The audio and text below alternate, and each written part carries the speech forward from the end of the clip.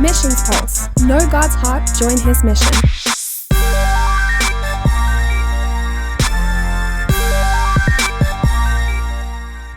All right, well, we are here live on Blab.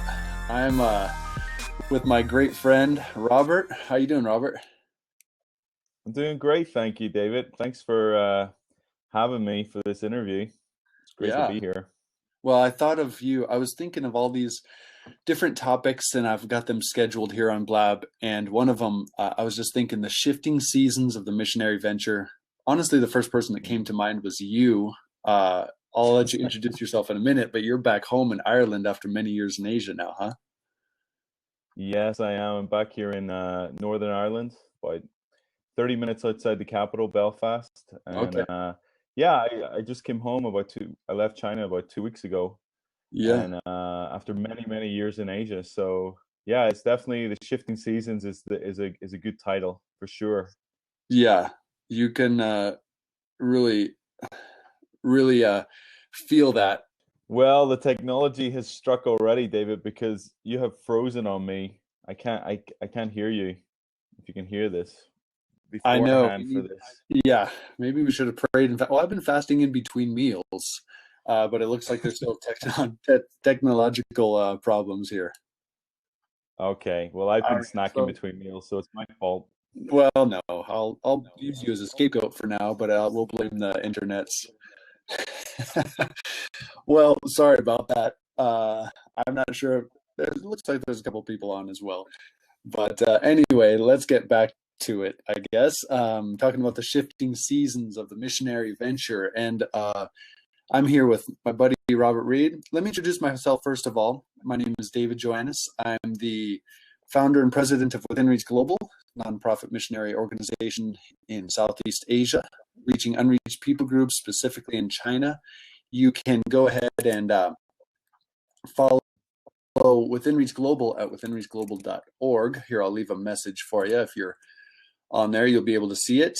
And I also blog on my own website at davidjoannes.com, which is all things missions related.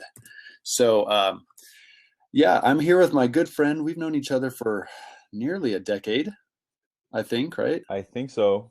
9 years, I think. I think 9 years. 9 years.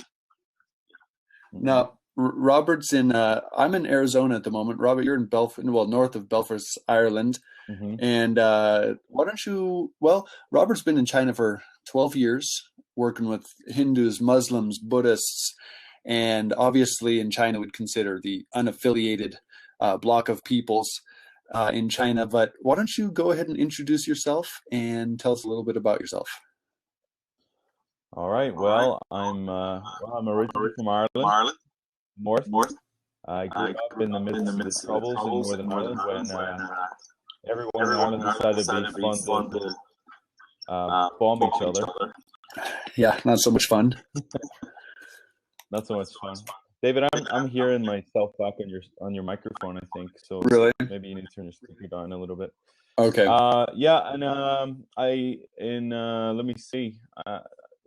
I felt called to missions in probably the late 90s, and I eventually got on a plane 2002, and I moved to Malaysia, where I did a lot of my mission training alongside reaching out to Muslims, which I want to advocate the call for the Muslim world, Hindus, and of course the Chinese. Also worked with migrant groups there. I worked a little bit with the Rohingya, who are a Muslim group from Myanmar, who are fleeing Myanmar, were fleeing Myanmar because of persecution and actually genocide against them. And then in 2004, actually, I felt called to China. So 2006 is when I decided to make the move there. And I worked with a church planting team over in the southwest of China, reaching out to a people group called Bui people. That live in eastern Yunnan, and then I've been working there ever since, doing training, evangelism, mercy ministry, and hanging out with cool people like David Joannes. Wow, there you go. So this is a great topic for you because we're talking more than a decade of service in the Missionary Venture, cross-culturally. And when you mentioned these people, Rohingya, I mean, this is still an ongoing major issue of human genocide. The Bui, last time I was in the Bui people, it was just outside the border of Yunnan. We had a run-in with the police for about 5 or 6 hours. We were also doing church plant there in the Bui. I'm not sure where you were. We don't have to name specific locations, but that was my last experience in the Bui. Yeah, been there, done that. Especially when you're a big, pink, bald Irishman. You kind of stand out a little bit in those places. Some of the guys I work with are local people and other Asians, so they kind of blend in. I'm like a huge big traffic light. Yeah, As every policeman in which can come in China, handy but at times. Yeah, well, which can come in handy at times. People are definitely drawn to you. Obviously, you stand out, but at the same time, if you're in a rural area, and what I like about you, Robert, it's like you're not only you're putting yourself in a precarious predicament every single time you go out. You're working with areas and people groups that are hard to reach, unreached, never heard the gospel at all, right? Yeah. That's the call of missions. There are so many people waiting to actually hear the gospel, and the great majority of people that go to missions go to places that are already reached, and we need more people to go because there is a great need for training and discipleship and Bible teaching. But the majority of missionaries go to those places. But there are more than 2.3 billion people on this planet tonight waiting to actually hear the gospel. And there's only a small percentage of missionaries that are actually going, a small percentage of the church. I think it's 5% of all missionaries go to the unreached. It's crazy. So for me, it's got to be unreached people groups. It's got to be, where can we go where no one's heard the gospel before? Where can we blaze a trail into? Where can we go in, and where can we preach the gospel to people? So when you say it like that, David, 100%, it's got to be places where no one's heard the gospel. And that's why I wanted to have you on here, because again, we're talking about, you're right. Actually, I just did a Blab session the other day with a good friend of mine. His name is Justin Long. Here's the link to it. It is all about the 2 billion people who yet to hear the gospel, 6,000 unreached people groups. I mean, this is the 21st century. We're talking to each other across the world, and yet people have never, ever, you've done it. You walk into a village in China and say, 你们这儿有没有听说过耶稣基督? Have you ever heard of Jesus? And is it a Coke soft drink brand? Is it a soap? They have no concept. Yeah. And I remember going, when I lived in Malaysia, I went to East Malaysia in Borneo, into the jungle there. It's a huge jungle. We traveled for 5 days into the jungle by boat down a river to reach these village schools that have been constructed. And I remember talking to the kids, and I remember asking them, "Have you heard of Jesus?" And they hadn't, but they'd heard of a boy band from Ireland called Westlife, and they had the cassette tapes of Westlife. And I'm thinking, how Westlife have penetrated 5 days only by boat into the jungle, and Jesus hasn't. And it's because nobody has gone. Nobody has gone. That's a much more powerful example than the ones that I've used, which is Coke. Obviously, everywhere you go, Coca-Cola, that's Coca-Cola is more popular than Jesus. True. But to have Westlife be trending faster than hashtag Jesus Christ or Yesu Jitu, wow. And so obviously you have all these experiences. I mean, 12 years in very unreached people groups. 86% Muslims, Hindus, Buddhists never know a Christian. You might have been one of the first in many of their lives. And suddenly, this new transition comes. God calls you to a new place. I would say home, but I don't know that you can still consider Ireland your home. You probably feel out of place. Correct me if I'm wrong. It calls you back to the country of your birth. Yeah, me and my family, I'm married with 2 children, and we just decided over the summer that maybe we should take some time out of China and try to settle down back in the West. But, I left China 2 weeks ago, and I got together with all my friends and our coworkers and our staff, and it suddenly dawned on me that I'm not going home. I'm leaving home. China has been my home, and I told them, I'm not going home. I'm not going home. I'm leaving. China has become my home now, and it's a very difficult thing because many people that go to the mission field, it takes them a year or two to really get settled in a place, to learn the culture, to learn how to live, survive, start learning the language, and eventually, the more years you spend in a location, it really becomes very comfortable. It becomes your home. You learn how to function. Sure. But when you come home, you face a lot of issues that I don't know this place anymore. I don't know how things work. I forgot that everybody, all they ever do is talk about the TV shows they watch through the week and celebrity gossip, and you're out of the loop in conversation with people. So it's a strange thing to come home for any missionary, especially a long-term missionary. I heard it described once that imagine someone from square country. They travel across the world. They go to circle territory, and suddenly they start to take on the shape. Their edges are rounded off, and they start to flow and understand. Yes, like you said, things become normal, and then they turn into the shape of a triangle. They go home to tell everybody about this wonderful experience they had in circle country or circle territory. They come back, but they can't relate. They're suddenly a different shape, and you are put back in your own culture. So this is very fresh for you. It's actually, I'm just visiting here in America as well. I live in Chiang Mai, Thailand, and heading to China in 5 weeks again. It's, how has that been for you? I mean, you feel a shape out of place?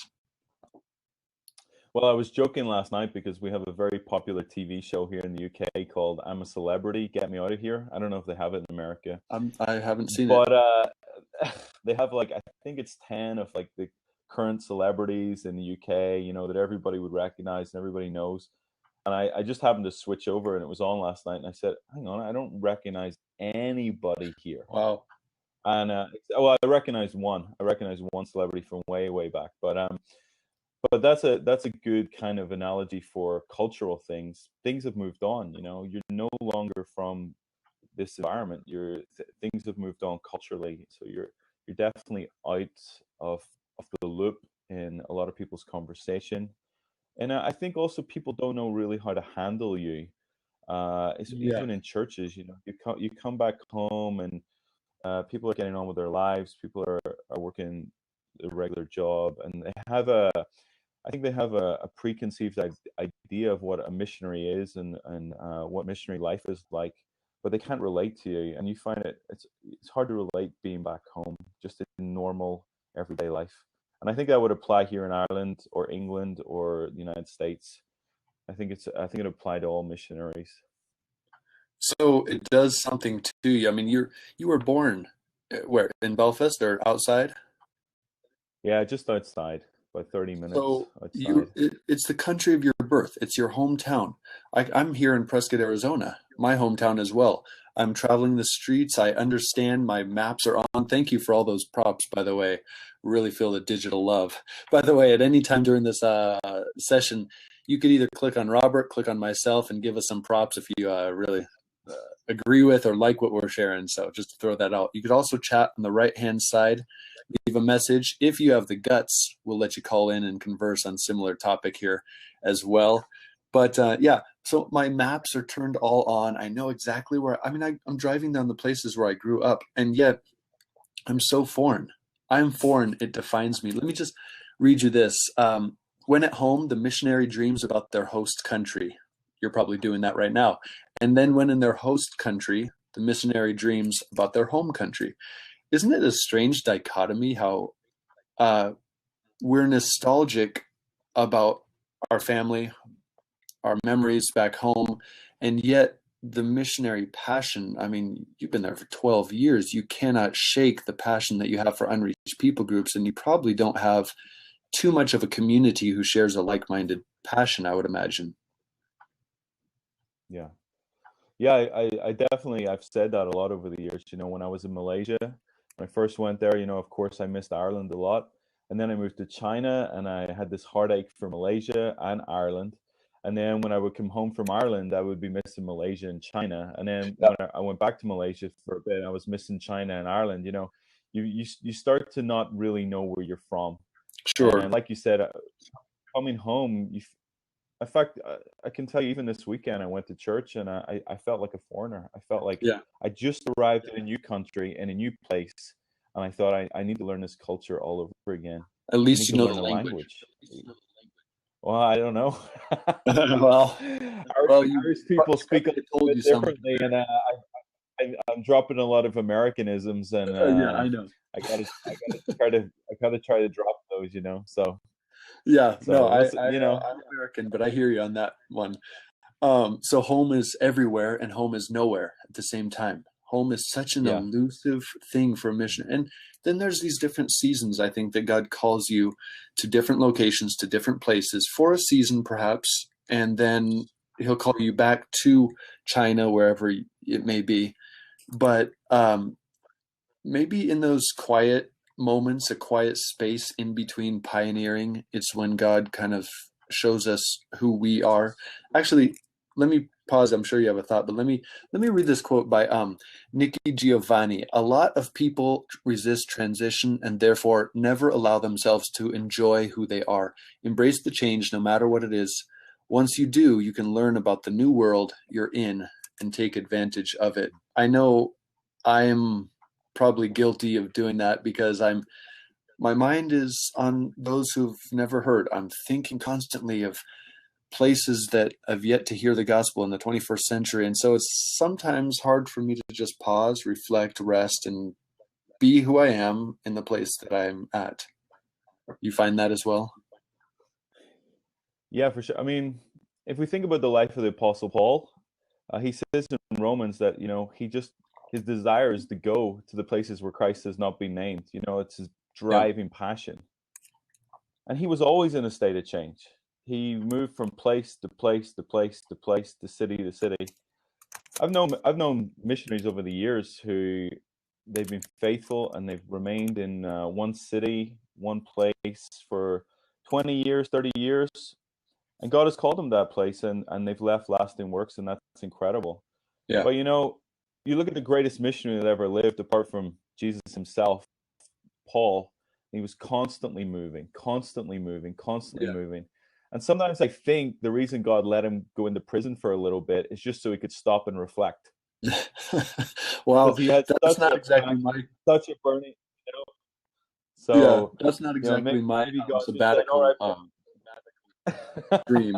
your plans for sabbatical is to be thrown in prison for a year in North Korea, just so God can stop you and let you reflect on things." But you know, Paul was constantly moving, constantly changing, and his goal was, where's the next people? Where's the next people that haven't heard, and how can I get to them? Yeah. And for a guy like you, myself included, I mean, that's the thing. We can't comprehend, we can't understand why 95% of global missions giving goes to already Christianized areas. We can't understand why 2% of the whole global missionary task force only goes to places where there's already access to the gospel, because we've been there. We know the names, the statistics of 2 billion people. We know their names are Deng Chaowen, Dong, they have real names and faces. And so uh you you do have, so I guess that's the thing. You're there, you're back home. It should be, and it is, you could call it a sabbatical, a time of resting, the quiet space in between pioneering. What are you doing now? I mean, it's very fresh for you, 2 weeks, but what are you doing that is kind of giving yourself space to reflect and rest? Oh, good question. I'm not sure right now. I'm waiting for the Lord to let me be thrown in prison. No, I'm just kidding. Yeah, really, like personally, just I love the outdoors, so I'm really blessed to have a huge forest park close to my home, so I love to Okay, go yeah. there, and it's always a great time for me just to go and walk and think and pray. I really I need to be away from people. It's kind of my thing. I gotta get away, and I Are gotta you be an alone. introvert And or an I love to extrovert, just by go the away. way? Sorry. I'm supposed to be an extrovert, but Okay. my personality type is the most introverted of the extroverts. Okay. So I'm an ENTP on the Myers-Briggs, but Yeah. yeah, just reflecting and just processing my last decade and trying to see what God has taught me over those years Yeah. and what He wants for the future. Um, and I think sometimes we forget when you see this massive need around you, poverty, uh, and all kinds of needs of every kind, from emotional, spiritual, relational, you have a tendency to run towards that need and not allow yourself just to be who you are and who God made you to be. So um, Mm. it could be a tough dichotomy. And I think that we do need to allow ourselves to have that rest time, but it's not easy. I think if you're in whatever nation you're at, whatever country you're at, and you have a missionary return home, um, can you give us a couple ideas? What do you think people could do for you? I mean, is it just listening? Is it sharing a meal? What would you love, or what do you uh, really long for right now in this transition? Well, what I think one of the things that's really hard for any missionary that comes home is being able to find someone that can relate to their Sure, experience. A lot of people sure. can't relate. It's like we've gone to Mars and we've just come back.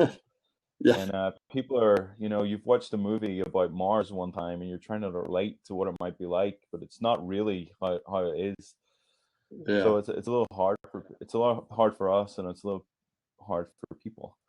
Another thing that I find a lot of people do is when they want to talk to you because you've been in missions, they end up just wanting to tell you everything about what they've done in missions. They were in sure. Guatemala for 2 weeks, and they saw a snake on the ground, and uh, if the question is really about how can you help a missionary who's coming back, I would say just sit down with them and let them talk to you, let them tell you everything. That would be a really loving thing to do with them, and ask them how they're doing, ask them what their struggles are right at the moment. For many, it can be many different things. People just may be struggling with their home culture again, or a lot of different things, maybe a lot of practical things that they may be struggling with on returns. Yeah. Um, Adore 11 says, "This is the great dialogue. My cousin's a missionary, and it's hard to strike up a conversation with her." So it's not only from our perspective, right, Robert? I mean, this, you're right. It's like we went to Mars, we came back, and now we're trying to articulate our experiences. We're trying to relate. We're trying to be like we used to be. And all your friends you grew up with, you have shared experiences with them. But somehow along the line, time and distance has created some sort of chasm you didn't mean for it to, and you Mhm. really wish for that relationship to continue, but it is some sort of strange chasmal experience that you're unable to articulate properly. So yeah, that's a great point. I mean, Ab- Absolutely. It's like you left, like I left 12 years ago, and the person they really remember is me from 12 years ago. And nobody stays the same. Even if I'd stayed here in my home country, I wouldn't be the same person 12 years later. But sure. I've been to China, and I've been in I've been in crazy situations. I've had experiences that no one will ever go through. I'm sure none of my friends will ever go through. Um, so for when you come home, people still expect you to be the same person you were 5, 8, 10 years ago, and you're not. And it's like, how do we relate? So I get that.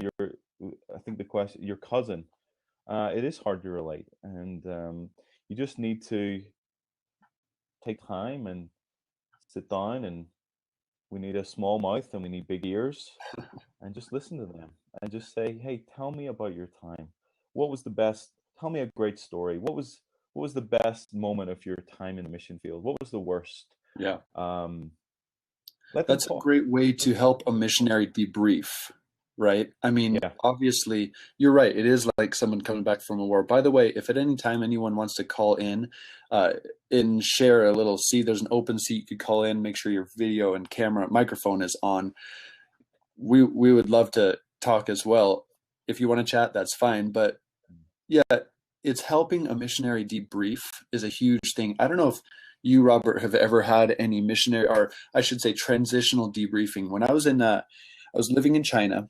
We just moved to Chiang Mai, Thailand, 3 years ago now. Robert and I, we hung out in China all the time and all over the place. Had some great experiences, but right after I moved to Thailand, we went to a counseling center. It's called The Well. We got transitional debriefing. They really helped walk through all this. They had us basically write down. It's really, really cool. I should send a photo at some point, but I don't know if I'm able to on here. They had us write down on a strip of paper all our jewels, all the losses that we had, what was occurring at that time, who was with us, and the emotion that we felt. It was really amazing. My wife and I did this month by month by month, and to see the shifting of the sensed or felt losses and then the jewels that you had, it really does help a missionary kind of debrief mentally, emotionally, spiritually, physically, to have someone to talk to, Right. I just saw the comment there that it's like someone coming back from a war. And I've had that very thought a few times. I have a brother-in-law. He was a Marine. He was in Iraq. He went in 03, and he was just over there for, I think he just did like, what's a tour, 6 months, something like that. He just did one tour, but he was changed forever, and no one could relate to him. And I think, Could you relate to him? missionaries are like, sorry. Could you relate to him? Actually, that's funny. Yeah, I could a little bit. Yeah. I could a little bit, but it is like that. We are, if you want to use the term veterans, we've Yeah. been to war. I'll just throw this in. I go to a lot of churches and I speak a lot, and I'm always hearing a lot about. There's a buzzword, warriors. The church people are always saying we're warriors, we're prayer warriors, we're mighty warriors. We're warriors. And I always think, back to like the Spartans. Warriors were people that actually went into battle. They didn't sit around in a group and talk to each other. They actually picked up a spear and joined an army and went overseas and did battle for people, just like our military does today. But when they come back, they come back as veterans and they've been to war. They have a few scars. And it's hard for people, even today. Look at our veterans coming back today. Families cannot relate to them. So we just need a little bit of understanding, especially with our missionaries too. I think we can. There's a big similarity there. Yeah, I agree. Hope that makes sense. Hi. The ramble. Hey, Anna, welcome. Where are you calling from? I'm from Ohio. Ohio. Cool. Hello. Where are you Awesome. guys? So great to have you. I'm happy that someone has the guts to call in here. I'm glad. Yeah, I mean, I just kind of haphazardly saw your guys' blab, and the first person I thought of was my cousin. So, yeah, Where's he or she? Well, right now she's in Colorado, and she's been to Haiti. Yeah, she's been a couple of places. Haiti kind of stands out more to me because she was there the longest and the most recent. But and actually, you know what? She's been to somewhere in India. Okay. So, yeah, and it's a little bit. It is hard to find, the right things to talk about, and Yeah. I mean, I don't tend to. I haven't. I don't really talk about like where I've been, but I've tried to ask her more about, like sort of what she's done and things like that. And I think she finds maybe a little bit harder to find the words, to sort of tell me what her experience is. And so, yeah. Yeah, so everyone's different. Maybe she just doesn't feel she's at a place where she's able to articulate it, but Yeah. still, it goes both ways, right? She's looking to share and all these experiences. You're trying to learn about what she did, what happened, but still Mhm. there's a strange disconnect, right? Yeah, there is, and I mean she's my cousin, so just growing up, it was a little bit different before she started going on different missionary trips and things Yeah. like that. You know, it's funny. So Oh, sorry to interrupt you. I just last night, my cousin tagged a post. I was in Myanmar in July, and there was 12,000 young people at this big event.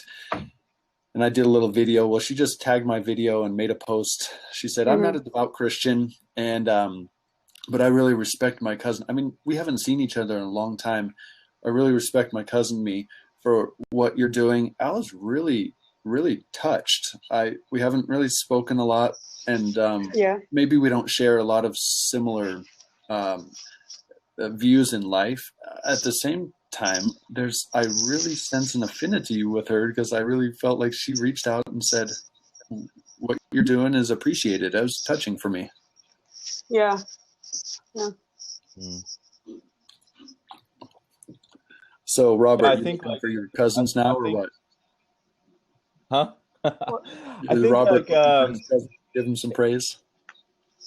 it's hard, because if you stop and really process most of our day-to-day conversations with our friends and family, and then think to yourself, would somebody that just came from China be able to relate to what we are talking about right now, or India or wherever?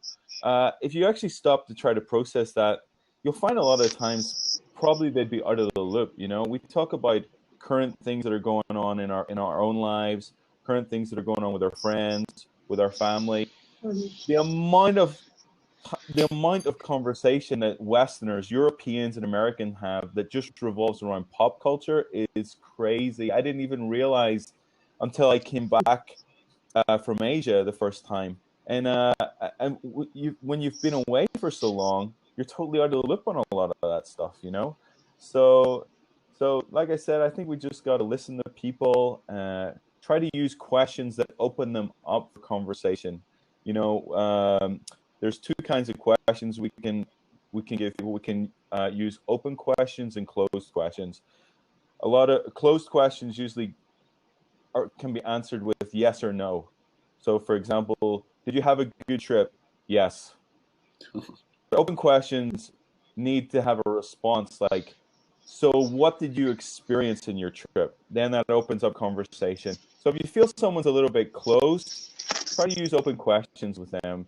Give me a story.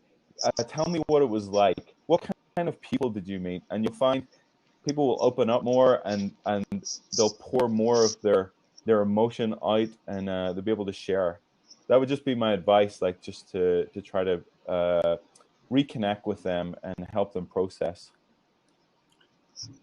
You sound like a professional Good transitional advice. counselor over there, Robert. Have you done this before? Yeah, exactly. Yeah, That that's good advice. I agree. Yeah.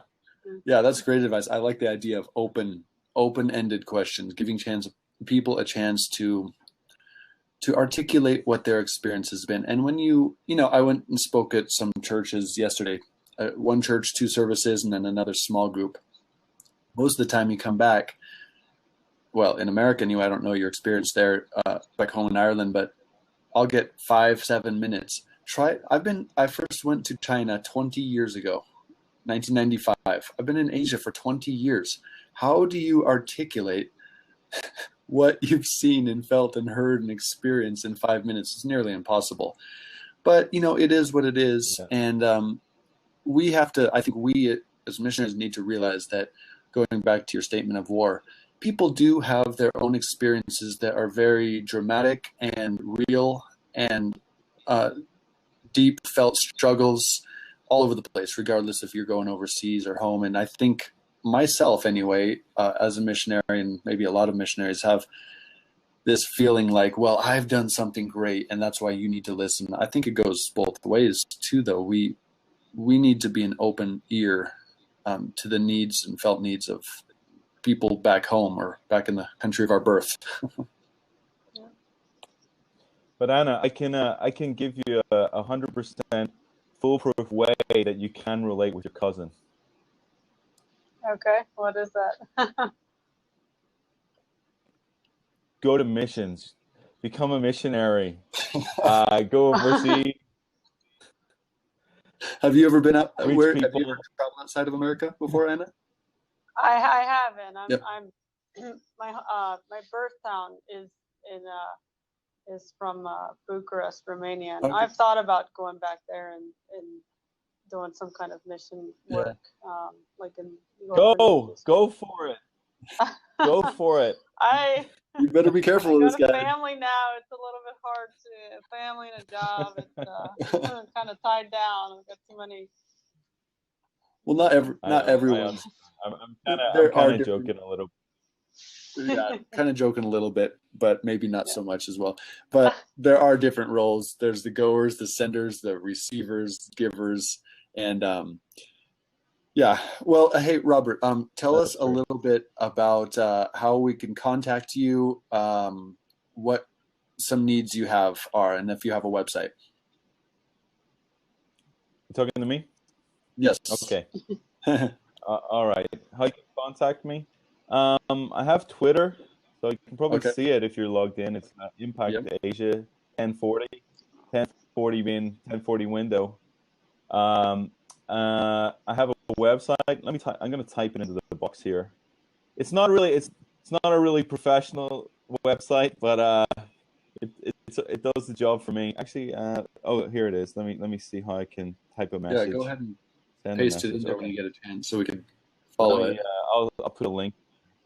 Okay, cool. You can kind of see some pictures and stuff of me and my family and my wife. I don't have too much information about what we do because we've been in China for a long time, and I never publish like pictures or information about it. It's just what my organization has always asked me not to do that. But yeah, you can go look there.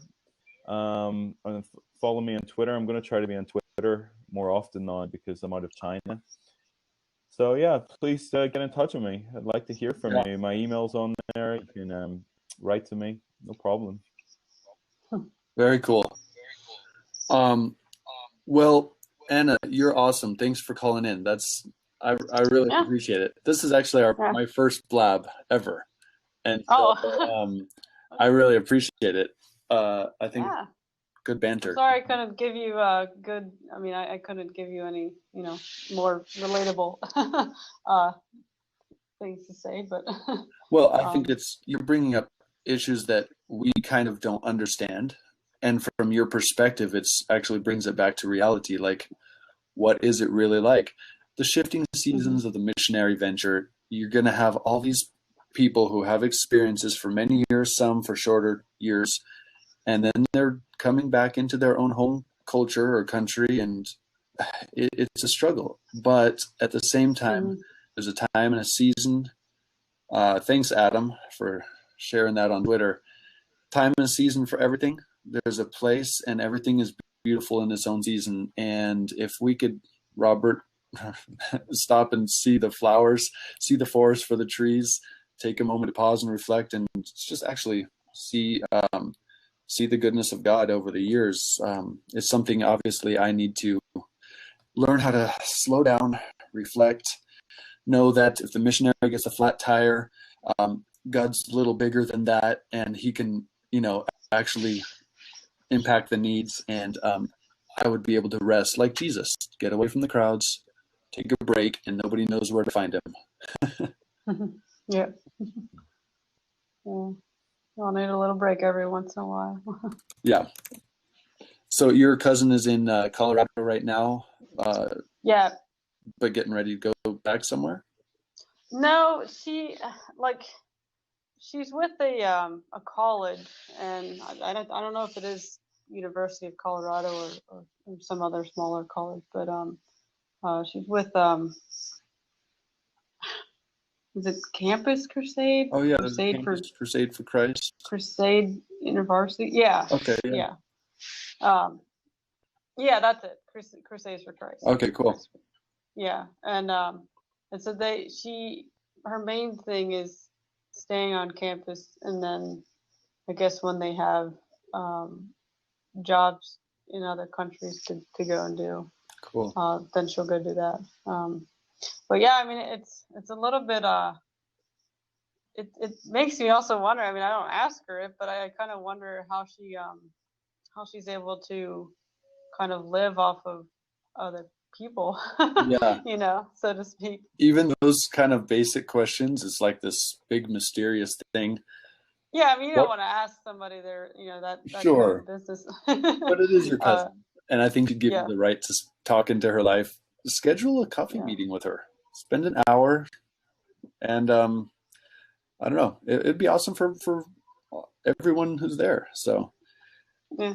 Well, I have to get on the road here. I'm actually driving from Arizona to Phoenix to California and then going to Texas. Going to be sharing with a number of different churches, small groups, individuals about Within Reach Global, the organization that my wife and I pioneered a number of years ago. And awesome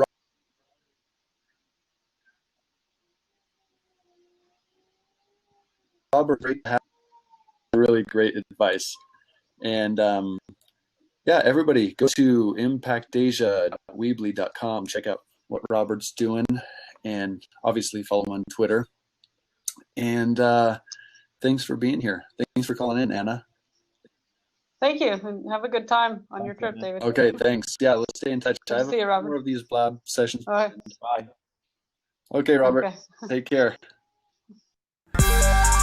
Missions Pulse. Know God's heart, join His mission. This podcast is powered by Within Reach Global. Subscribe, watch, and listen on YouTube today. Visit missionspulse.com.